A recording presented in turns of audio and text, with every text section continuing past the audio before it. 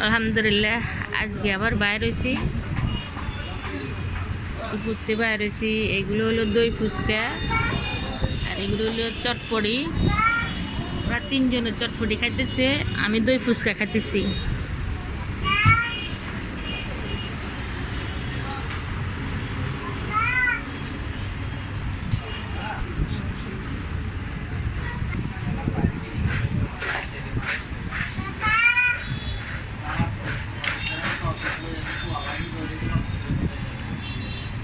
বিসমিল্লাহিররহমানিররহিম।